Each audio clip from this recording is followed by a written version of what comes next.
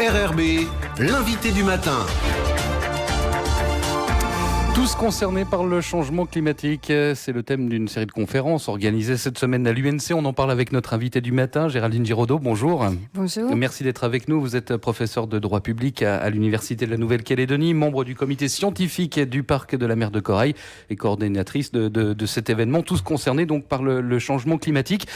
Cette série de conférences, elle s'adressait à qui ? Alors cette série de conférences s'adressait au grand public, puisque ces conférences s'inscrivaient dans un projet plus large, qui est un projet du réseau des universités du Pacifique, et qui consiste à échanger entre chercheurs. Mais au sein de cette réflexion sur un plus long terme, nous avons voulu organiser ces deux événements, respectivement consacrés aux impacts du changement climatique et aux actions contre le changement climatique, qui sont donc suivis aujourd'hui du marché alternatif sur le campus, pour échanger, pour pouvoir informer. Ça fait partie de notre mission d'enseignants-chercheurs, de dialoguer avec la société. Nous n'avons pas vocation à rester enfermés dans notre tour d'ivoire, et de ce fait, il est très important, je pense, de créer ces moments. Ce sont des travaux, multidisciplinaires. Oui, il était question, là, effectivement, de faire venir des intervenants qui relèvent de disciplines très variées, puisque nous avions des météorologues, des climatologues, juristes, etc. Et puis, c'est vrai que entre nous, on est aussi, quand je dis entre nous, entre chercheurs, on est aussi amenés, de toute façon, à travailler de façon interdisciplinaire. Je crois c'est ce que je disais en ouvrant ces conférences. Il y a quelques années, on identifiait encore tel chercheur qui travaillait sur le changement climatique, mais en réalité, c'est un défi qui est tel qu'il transcende toutes les disciplines, et que nous sommes tous amenés à le prendre en compte en tant que juriste, en tant que climatologue, en tant que géologue, et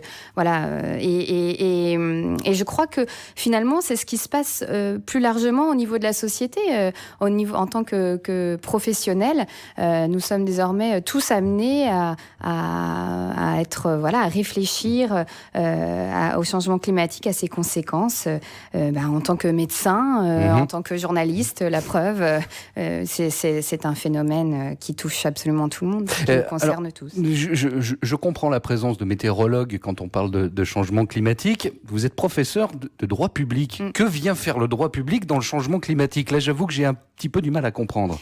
C'est vrai que je pense que pour le coup, le grand public est beaucoup informé, reçoit beaucoup d'informations sur les transformations liées au climat, sur les effets, les événements climatiques, la montée des eaux.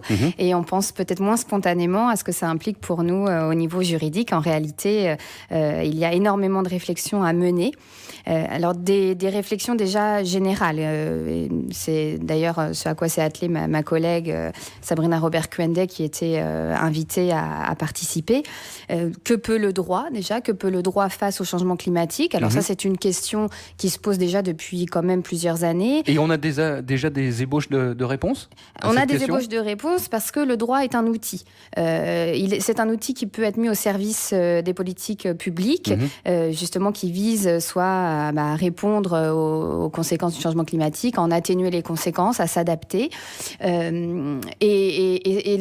Il a déjà été utilisé en tant qu'outil dans les grandes négociations internationales dont le grand public entend parler, l'accord de Paris, les différentes réunions des États parties. Néanmoins, on s'aperçoit bien que ce n'est pas suffisant aujourd'hui, même s'il existe déjà des accords internationaux. Ensuite, il se pose également la question des procès climatiques, par exemple, dont on a parlé également, qui sont très significatifs, qu'on trouve vraiment en nombre croissant aujourd'hui dans le monde. On en compte plus de 1000, et qui sont vraiment, qui illustrent la façon dont les citoyens, dans la société civile, demandent aux États de rendre des comptes et vont pour cela déposer des recours devant le juge national. Ces procès climatiques, j'aimerais qu'on fasse un petit focus dessus. C'est quelque chose qui est un peu pardonnez-moi l'expression, et je la mets entre guillemets, mais un petit peu à la mode, on a le sentiment depuis quelques années. Oui, c'est vrai que ces procès existent depuis déjà 10-15 ans aux États-Unis. C'est ce que soulignait ma collègue hier, mais depuis quelques années, leur nombre est en train d'exploser et on assiste sûrement au début d'un phénomène qui va encore prendre de l'ampleur. Alors c'est vrai qu'on est à plus de 600 procès déjà en ce moment aux États-Unis, mais on commence à en compter partout dans le monde, 4 en France, si mes souvenirs mais ce sont des procès qui aboutissent ou pas franchement, ou ce sont des choses où le cheminement juridique est extrêmement long, où il y a appel, contre-appel, re-appel, etc., etc. Ça aboutit parfois quand même ? Il y en a beaucoup en cours dont on ne connaît pas encore l'issue. Il y a eu quelques décisions importantes, notamment une décision emblématique du juge néerlandais. Alors on verra aussi ce que ça peut donner, parce que petit à petit on se rend compte qu'effectivement un certain nombre de juges nationaux reconnaissent des principes incontournables.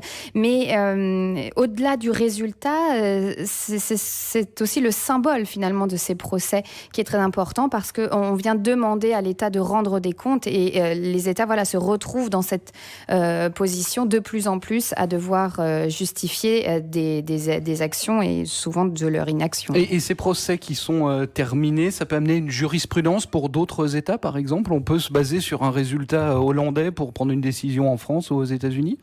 Alors, pas exactement, je ne veux pas entrer dans des détails juridiques. On peut bien sûr aller voir ce qu'a fait le juge, ce que font les juges d'autres États. On ne peut pas le citer en tant que tel dans une décision nationale, mais bien sûr, il y a un travail comparatif considérable qui est fait. Et puis après, on retrouve aussi ça au niveau des juridictions régionales et internationales. Un mot encore, en préparant cette interview, vous me parliez, vous me disiez, le droit c'est extrêmement important, notamment pour délimiter les zones côtières. On n'y pense peut-être pas forcément, mais la montée des océans dont on nous parle, ça peut avoir une influence énorme sur, par exemple, la zone économique exclusive de la Nouvelle-Calédonie.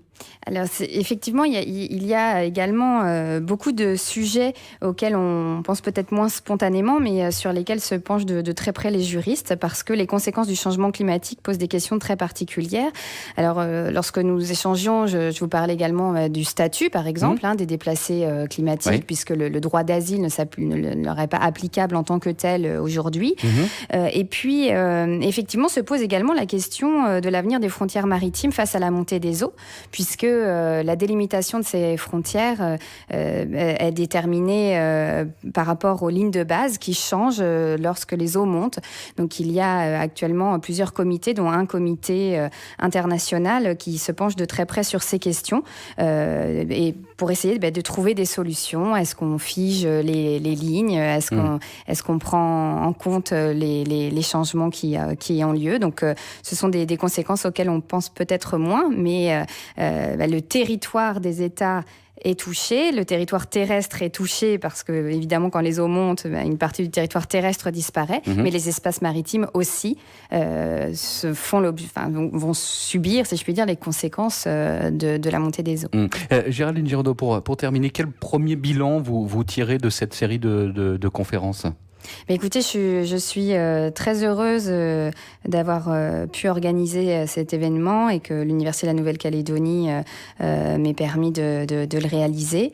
Je suis également, j'ai eu beaucoup de plaisir à écouter les différentes interventions, à voir que il était que tout le monde était motivé. Enfin, tous les chercheurs que j'ai contactés et les représentants de certaines institutions étaient très motivés à pouvoir échanger depuis ces différents points de vue. Et nous avons eu un public qui était quand même assez important pour des soirées comme ça organisées le soir. C'est vrai que c'est pas toujours évident, évidemment, pour les personnes de se déplacer.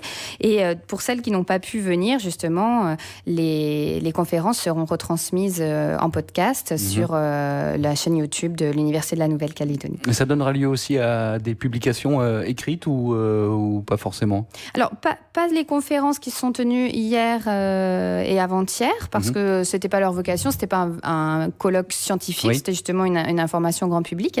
Mais ensuite, il y a bien sûr des publications qui sont en cours d'élaboration au sein du projet plus large que nous menons. Merci beaucoup à Géraldine Giraudot d'avoir été avec nous ce matin. Je rappelle que vous êtes professeur en droit public à l'Université de la Nouvelle-Calédonie, membre du comité scientifique du parc de la mer de Corail. Merci beaucoup. Je vous remercie beaucoup.